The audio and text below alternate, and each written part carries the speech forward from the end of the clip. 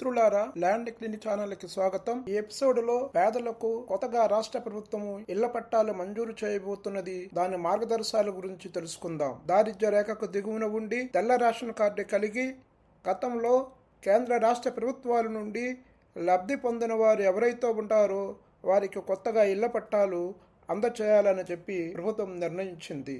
గత ప్రభుత్వం పట్టణాలలో, గ్రామాలలో సెంటున్నర చొప్పున కేటాయించిన ఇళ్ల స్థలాల విషయంలో అయోమయములో ఉన్న లబ్ధిదారులకు ఒక మంచి భారీ ఊరట కూడా లభించింది. పట్టణాలలో, గ్రామాలలో 2 సెంట్లు 3 సెంట్లు చొప్పున ఇళ్ల పట్టాలు కేటాయించాలని ప్రభుత్వం నిర్ణయించింది. అంటే పట్టణాలలో 2 సెంట్లు ఇస్తారు, గ్రామాలలో అయితే 3 సెంట్లు చొప్పున ఇళ్ల పట అందచేశారని చెప్పి ఈ సందర్భంగా ప్రభుత్వం తెలియచేసింది. అంతేకాకుండా ప్రభుత్వం ఈ ప్రకటన చేయడంతో ఇళ్ల నిర్మాణానికి కూడా వేగంగా అడుగులు పడబోతున్నాయి. గత ప్రభుత్వం ఇచ్చిన సెంటున్నర స్థలాలలో చిన్న కుటుంబానికి సరిపడా నివాసాన్ని కట్టడం సాధ్యమయ్యేది కాదు.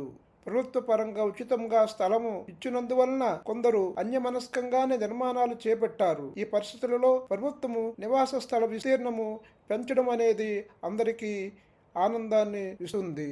రాష్ట్ర ప్రభుత్వ ఈ నిర్ణయాలు ముఖ్యంగా కేటాయింపులు జరిగిన స్థలాలలో నిర్మాణాలు చేపట్టని లబ్ధిదారులకు మాత్రమే వర్తిస్తాయని చెబుతుంది. అంటే ఇప్పటికే గత ప్రభుత్వం కేటాయించిన పట్టాదారులు ఎవరైతే ఉన్నారో, ఇంకా నిర్మాణాలు చేపట్టిన వారు కానీ, ఇంకా ఆ పట్టాలు వారికి అందచేయని స్థలం చూపించని సందర్భాలలో ఎవరైతే మిగిలిపోయారో వారికి మొదటి ప్రాధాన్యంగా ఈ కొత్త పట్టాలు విస్తీర్ణం పెంపు అనేది వర్తిస్తుందని చెప్పి తెలియచేయడం జరుగుతుంది. అలాగే కొత్తగా ఇవ్వబోయే వారందరికీ కూడా ఈ కొత్త విస్తీర్ణము, పెంపు చేసిన విస్తీర్ణము వర్తిస్తుందని చెప్పి తెలియచేస్తుంది. ఇప్పటికే నిర్మాణాలు జరిగిన వాటికి ఇది వర్తించదని చెప్పి తెలుసుకోవలసిన అవసరం ఉంది. గత ప్రభుత్వం హయాంలో 22.80 లక్షల ఇళ్ల పట్టాల పంపిణీ ఇందులో 7,08,961 మందికి రిజిస్ట్రేషన్లు జరగలేదు.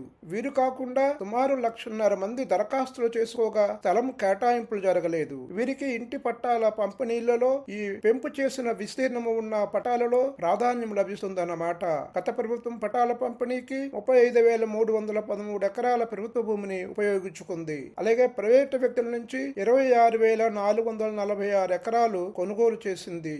ఇందులో 4.5 లక్షల మంది ఇళ్లు నిర్మాణాన్ని ప్రారంభించలేదు. భూమి కొనుగోలు నుండి లబ్ధిదారుల కేటాయించే వరకు పెద్ద ఎత్తున అవకతవకలు జరిగాయని ప్రభుత్వం భావిస్తుంది. దీనిపై ప్రత్యేకంగా ప్రక్షాళన చేపట్టాలని చెప్పి రాష్ట్ర ప్రభుత్వం ఇప్పటికే నిర్ణయం తీసుకుని చర్యలు చేపట్టింది. ఇందులో భాగంగా గత పాలనలో ఇంటి పట్టాలు పొందిన వారిలో అనర్హుల ఏరివేతకు ప్రభుత్వం సిద్ధమైంది. అనర్హులను గుర్తించి నివేదించాలని ప్రశ్నావళిని రూపొందించి జిల్లా కలెక్టర్లకు CCLA ఇప్పటికే పంపించారు. దానిపై చర్యలు కూడా చేపట్టడం జరిగింది. వారి ఇళ్ల పట్టాలను రద్దు చేయాలని కూడా పేర్కొంది. అనర్హులు ఎవరైతే ఉంటారో వారి ఇళ్ల పట్టాలు రద్దు కాబోతున్నాయన్నమాట.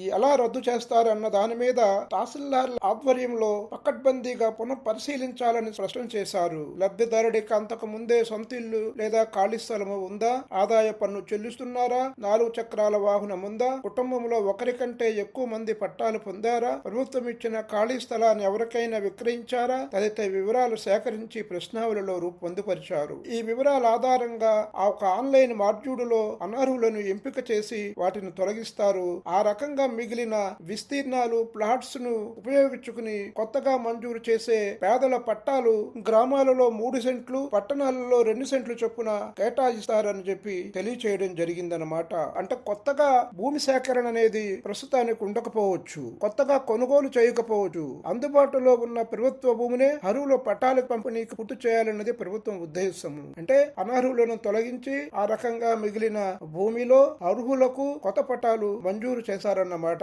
ఈ కొత్త పట్టాల పంపిణీలో గతంలో కన్నా ఇప్పుడు విస్తీర్ణం పెరగబోతుందన్నమాట.